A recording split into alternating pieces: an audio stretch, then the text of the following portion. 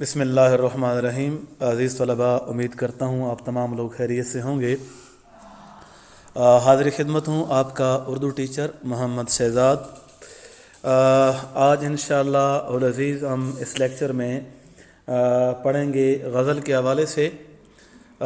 غزل آپ کو اچھی طرح پتہ ہے کہ غزل کا مطلب کیا ہوتا ہے۔ غزل کے لغوی معنی ہوتے ہیں عورتوں سے یا عورتوں کے بارے میں باتیں کرنا، عورتوں سے یا عورتوں کے بارے میں باتیں کرنا، یا پھر اس کی ایک اور بھی تعریف ہے، جب کوئی ہرن شکاری کتوں کے ہاتھوں مجبور ہو کر اللہ پاک سے اپنی جان کی حفاظت جب مانگتا ہے تو اسے بھی غزل کہتے ہیں۔ بہرحال آج ہمارے جو شاعر ہیں جن کی آج ہم نے غزل پڑھنی ہے وہ ہیں مومن خان مومن۔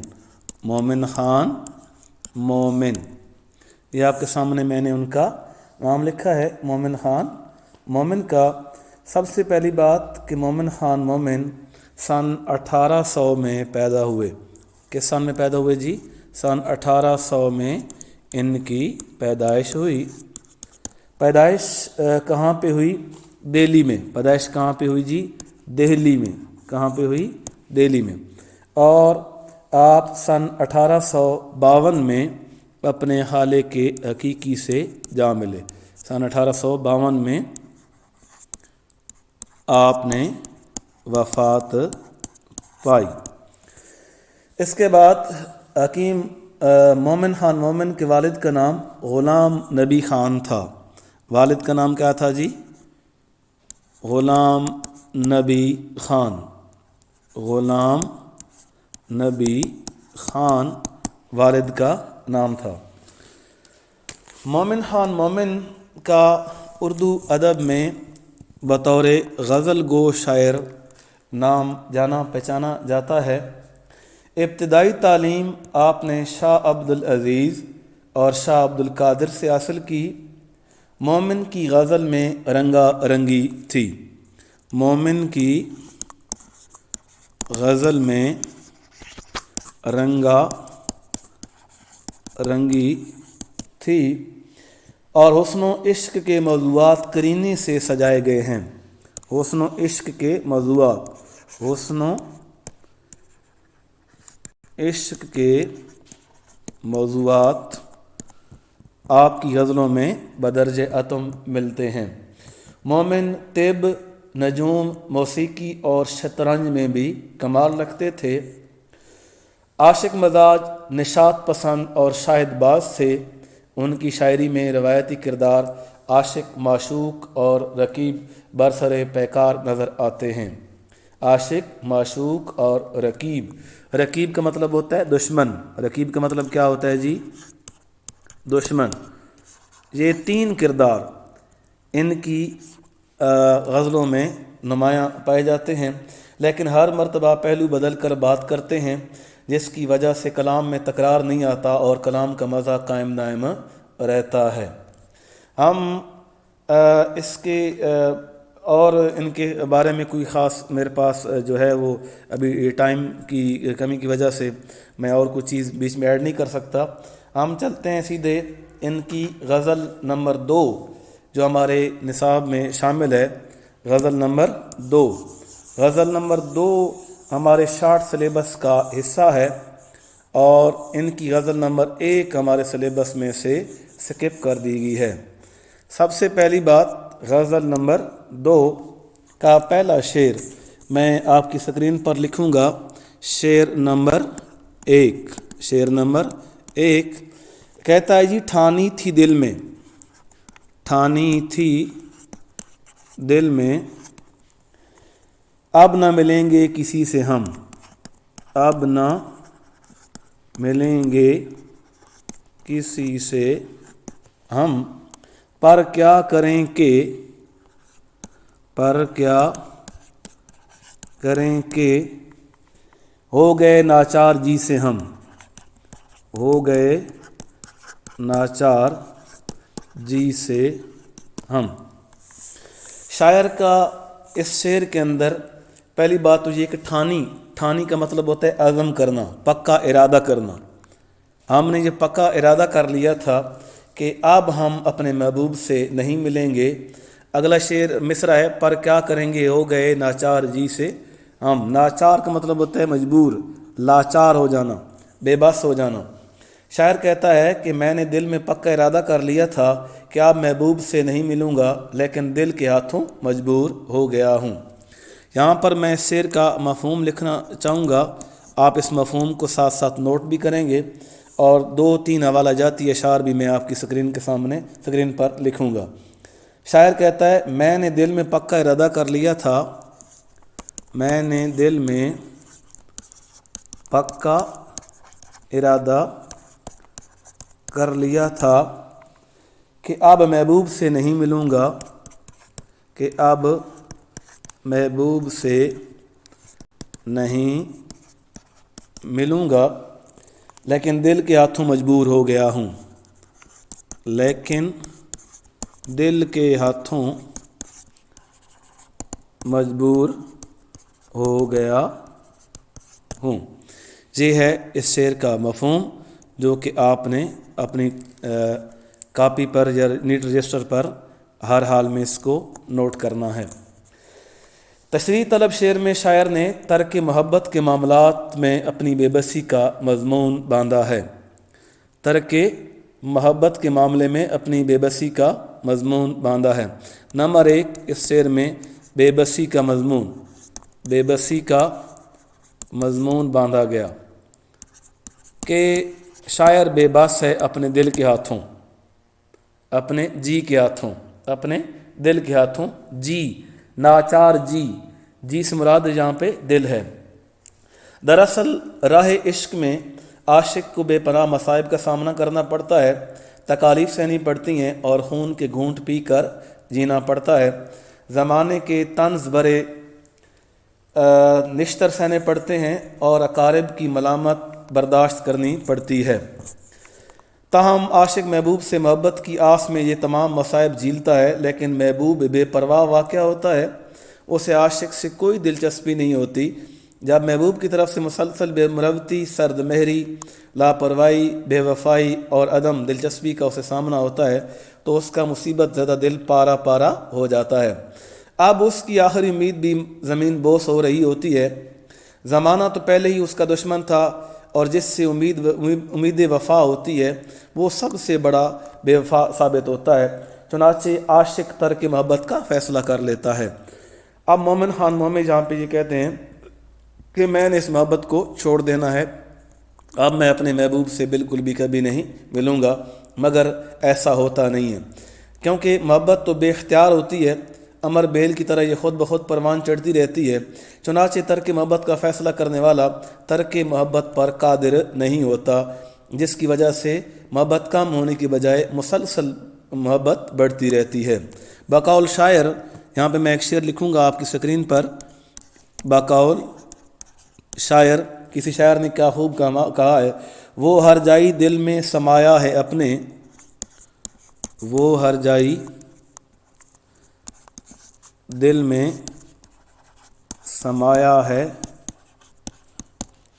अपने, भुलाना भी चाहा मगर याद आया, भुलाना भी चाहा मगर याद आया कि मैंने जितना उसको बुलाने की कोशिश की है फिर भी वो मैं उसको बुला नहीं सका, बल्कि बुलाने पर वो और याद आता है।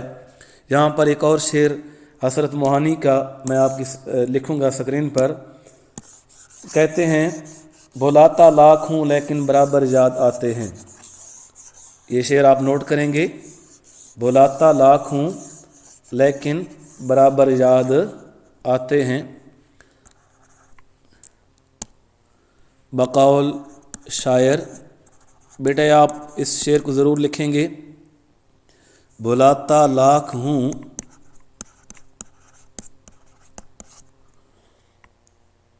लेकिन बराबर याद आते हैं, لیکن برابر یاد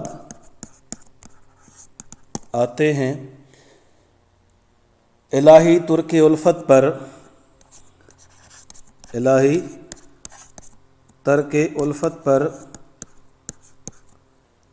وہ کیوں کر یاد آتے ہیں، وہ کیوں کر یاد آتے ہیں۔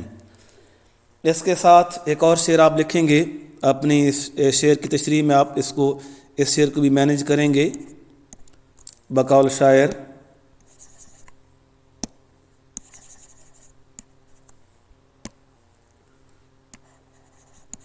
یہ آپ کی اسکرین پر بقول شاعر کی ہیڈنگ دینی ہے۔ ہیڈنگ دینے کے بعد آپ اس شعر کو لکھیں گے، نوٹ کریں گے۔ ہوتی نہیں قبول دعا ترک عشق کی، ہوتی نہیں قبول دعا ترک عشق کی، دل چاہتا نہ ہو تو زباں میں اثر کہاں، دل چاہتا نہ ہو تو زباں میں اثر کہاں۔ یہ شعر بھی آپ ساتھ لکھیں گے۔ اس کے بعد ہم انشاءاللہ اس کا شعر پڑھیں گے، شعر نمبر 2۔ اس کو نوٹ کر لیں ساتھ ساتھ۔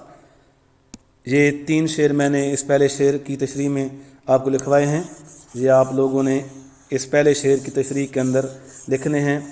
آپ کو پتہ ہے شعر لکھنے کا طریقہ کار، پہلے 8-10 لائنیں تشریح، پھر ایک شعر بیچ میں، پھر 8-10 لائنیں تشریح، اور پھر بیچ میں ایک شعر، اور پھر اسی طرح 8-10 لائنیں تشریح، اور پھر بیچ میں آخر پہ ایک شعر دے دیتے ہیں۔ اب چلتے ہیں ہمارا غزل کا شعر نمبر 2۔ شعر نمبر 2 کہتا ہے جی، ہنستے جو دیکھتے ہیں، ہنستے جو دیکھتے ہیں، کسی کو کسی سے ہم، کسی کو کسی سے ہم، منہ دیکھ دیکھ روتے ہیں، منہ دیکھ دیکھ روتے ہیں، کس بے کسی سے ہم، کس بے کسی سے ہم۔ سب سے پہلی بات مفہوم، آپ لوگ اس کو نوٹ کریں گے مفہوم کو، اس کے بعد آپ تشریح ساتھ لکھیں گے۔ میں تشریح ابھی بولوں گا، آپ نے غور سے سننی ہے۔ کہتا ہے شاعر، جب میں کسی شخص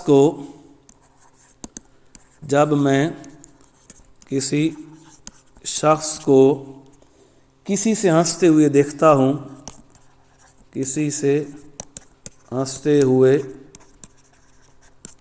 دیکھتا ہوں، تو میں پریشان ہو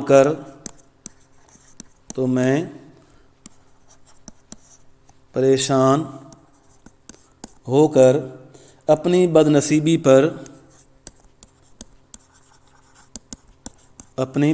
پر رونا شروع کر دیتا ہوں، رونا شروع کر دیتا ہوں۔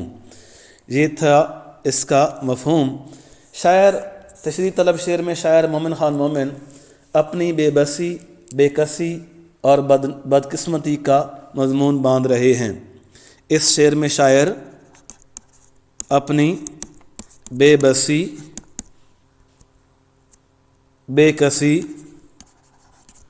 اور بدقسمتی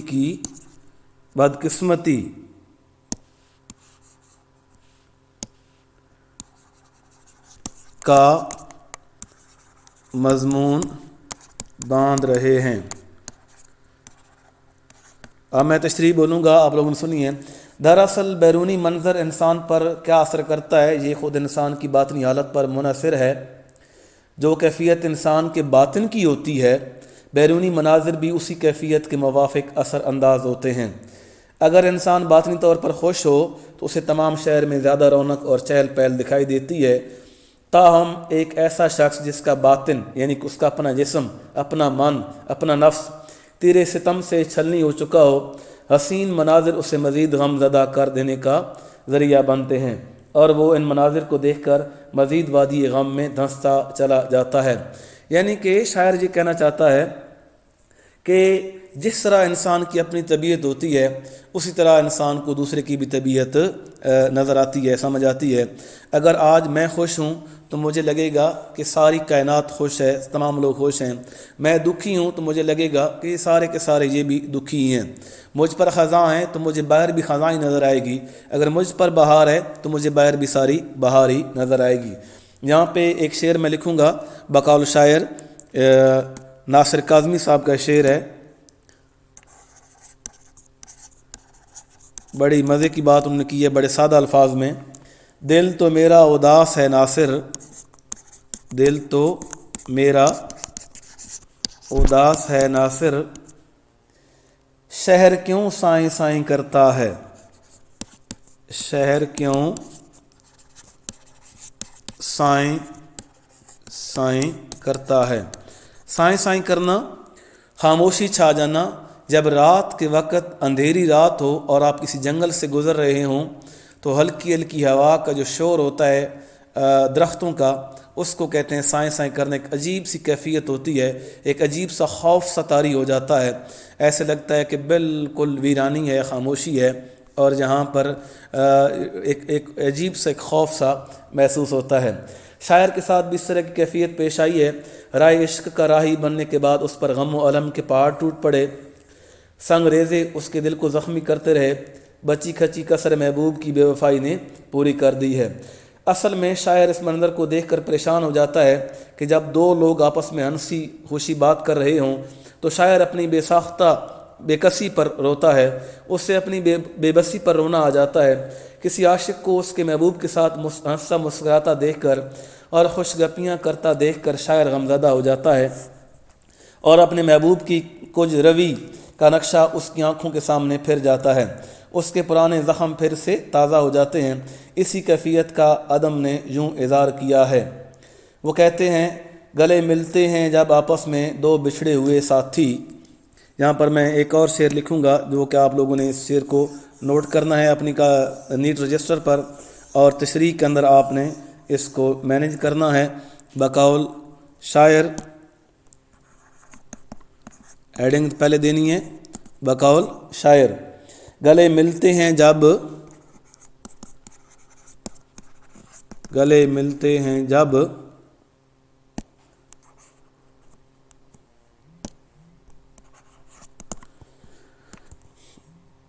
آپس میں دو بچھڑے ہوئے ساتھی، آپس میں بچھڑے ہوئے دو ساتھی، عدم ہم بے سہاروں کو بڑی تکلیف ہوتی ہے، عدم ہم بے سہاروں کو بڑی تکلیف ہوتی ہے۔ یہ دوسرے شعر کے ساتھ آپ لوگوں نے اس کو بھی مینیج کرنا ہے۔ دوسرے شعر کی تشریح میں آپ نے اس شعر کو ہر حال میں لکھنا ہے۔ اس کے بعد ہم چلتے ہیں شعر نمبر 3 کی طرف۔ اس غزل کا تیسرا شعر ہم وہ پڑھیں گے، اس کی تشریح اور اس کے ساتھ 2 حوالہ جاتی اشعار۔ پہلے ہیڈنگ دیں آپ، شعر ساتھ لکھیں، شعر نمبر 3۔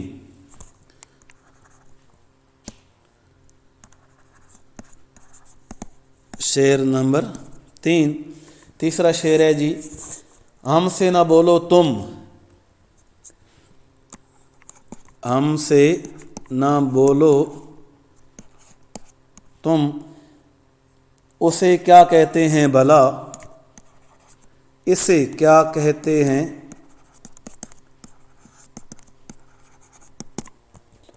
انصاف کیجئے پوچھتے ہیں، انصاف کیجئے پوچھتے ہیں، آپ ہی سے ہم، آپ ہی سے ہم۔ سب سے پہلے اس کا مفہوم، اے محبوب، مفہوم میں بات ساری سمجھ آ جاتی ہے۔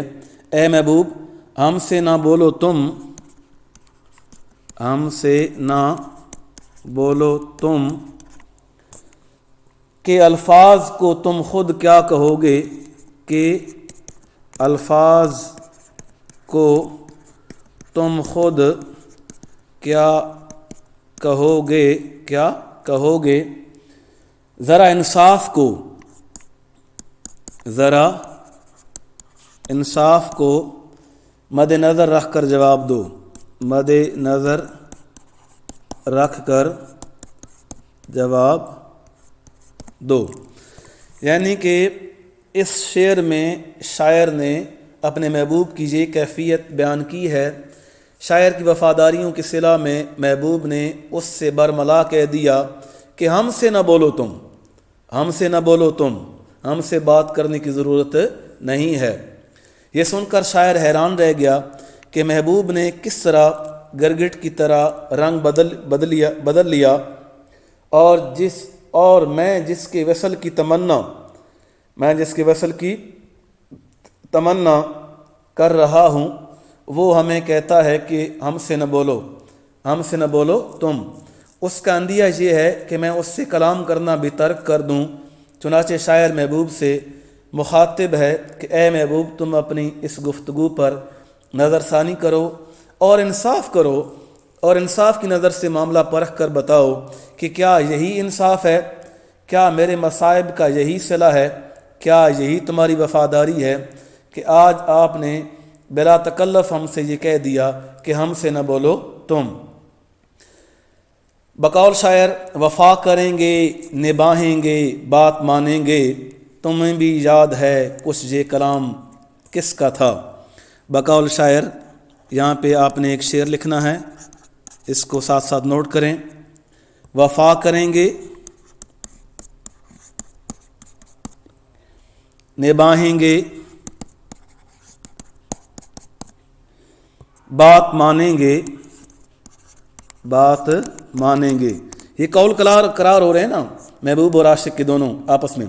تمہیں بھی یاد ہے، بڑی مزے کی بات اس نے کی ہے،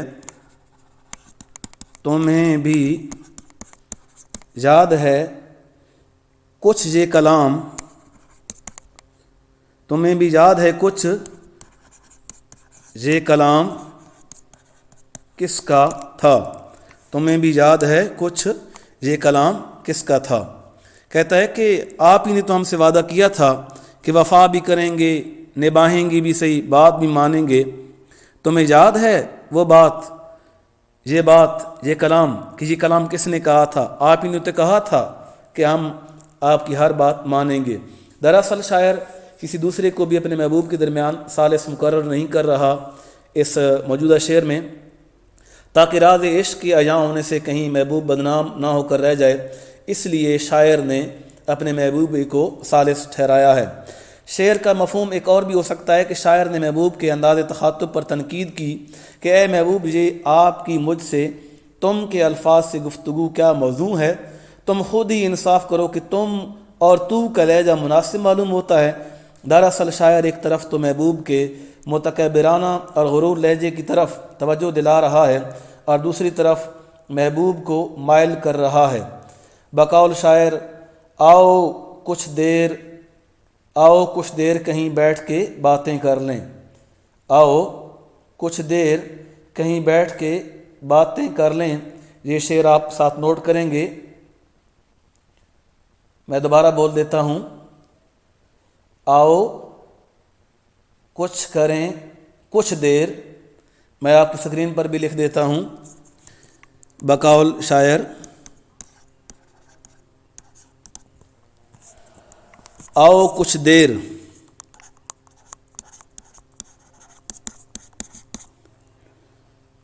کہیں بیٹھ کے باتیں کر لیں، کہیں بیٹھ کے باتیں کر لیں، پھر نہ آئیں گے یہ لمحات ہماری خاطر۔ بڑی مزے کی بات، پھر نہ آئیں گے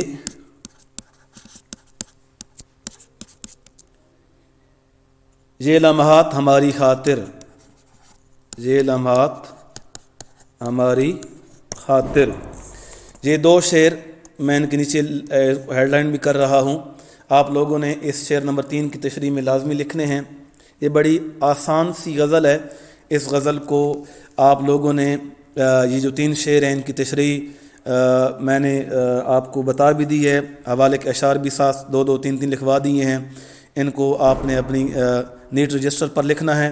انشاءاللہ اگلے لیکچر میں پھر آپ کے ساتھ حاضر ہوں گے، زندگی رہی تو شعر نمبر 4 5 اور 6 کے ساتھ۔ تو تب تک کے لیے اجازت دیجیے،